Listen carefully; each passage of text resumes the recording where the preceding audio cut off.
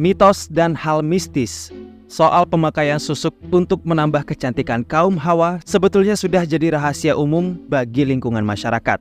Tapi gak banyak yang tahu apa yang terjadi bagi para penggunanya. Nah, inilah yang coba Ginanti Rona sampaikan lewat film barunya berjudul Susuk, Kutukan Kecantikan, di bawah naungan V-Cinema Pictures bersama Visionary, Good Work, dan Legacy Pictures. Film ini juga ikut ditulis naskahnya oleh Mas Hussein M. Atmojo. Dan kali ini kita bakal ngobrol soal film barunya V-Cinema berikut dengan apa yang gue rasakan setelah nonton film ini. Universe, let's talk about it. Masih cabut susu kejang-kejang susupan. Susuk, Kutukan Kecantikan bercerita tentang Laras, seorang perempuan yang berprofesi sebagai PSK dan diceritakan memakai susuk untuk menambah kecantikan yang dia punya. Laras diperankan oleh Hana Malasan dan punya seorang adik bernama Ayu yang berprofesi sebagai make up artist yang diperankan oleh Ersya Aurelia. Pekerjaan yang saat ini sangat ramai dilakoni oleh para kaum Hawa. Ayu diceritakan gak menjalin hubungan saudara yang akur belakangan ini dengan Laras. Sehingga pada suatu malam, Laras berantem sama cowok di sebuah hotel mewah dan Laras jatuh dari ketinggian gedung tersebut sampai mengakibatkan beberapa ruas tulang di badannya hancur semua. Namun ada satu fakta mengejutkan yang akhirnya diketahui oleh Ayu setelah melewati proses ronsen di tubuh kakaknya itu. Dokter menjelaskan jika ada susuk yang tertanam di tubuhnya dan hal ini membuat dokter kesulitan mengeluarkan benda tersebut. Ayu memutuskan untuk membawa Laras pulang ke kampung halamannya di Desa Rejosari lewat bantuan Arman, supir taksi yang selalu mengantarkan Laras saat bekerja dan diperankan oleh Jordi Pranata. Saat pulang ke rumahnya, Ayu cuma mau minta bantuan sama Pak Damar. Sempat diobati oleh seorang ustadz bernama Pak Rahmat, nyatanya bantuan tersebut malah membawa petaka bagi Laras dan Ayu serta warga di sekitar. Ternyata di sana ada banyak fakta dan cerita heboh yang beredar di masyarakat Desa Rejosari soal keluarga Laras dan Ayu. Apakah cerita yang dimaksud dan apa aja dampak pemakaian susuk bagi penggunanya? Silakan kalian cari tahu sendiri dengan menonton langsung di bioskop. Dan sekali lagi, jangan pernah merekam isi film pakai ponsel kalian. Apalagi sampai ngeposting di medsos masing-masing ya teman-teman. Pembajakan dan ada hukumnya loh.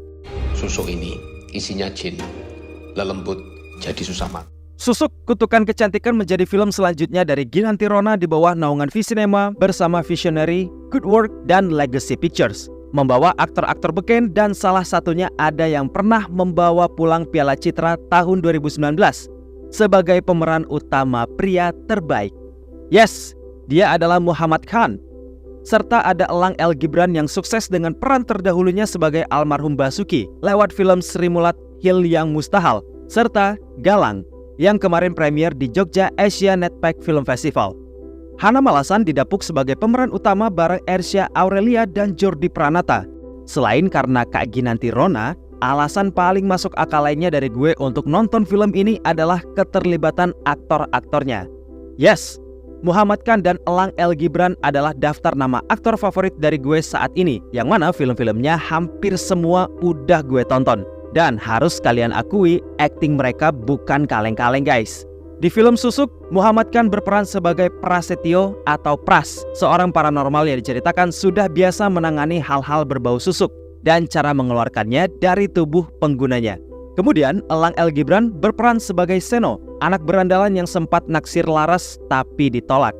Dua orang ini memang yang bikin gue betah di dalam bioskop. Selain itu, pastinya penampilan Hana Malasan yang berhasil membawa karakter Laras yang tadinya penuh sama aura cantik beralih jadi perempuan yang banyak penderitaan lewat susuknya. Momen epik di film ini menurut gue ada di bagian akhir sih. Kepo kan nyeritain apaan? Gas dong sekarang di bioskop ya. Untuk sisi sinematograf, memang Legacy dan V-Cinema berhasil memanfaatkan momen demi momennya dengan rapi, cantik, dan natural di bagian tertentu.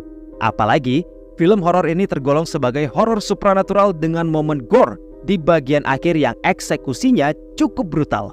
Di awal kalian bakal disuguhkan dengan porsi yang kecil memang, tapi menuju akhir siap-siap aja, banjir darah. Terus juga pemanfaatan isu penggunaan susuk yang bahkan masih ramai beritanya di mana-mana, itu juga menurutku tema yang cerdas untuk diangkat, meskipun usang. Tapi kemasannya boleh dilirik banget ini by the way.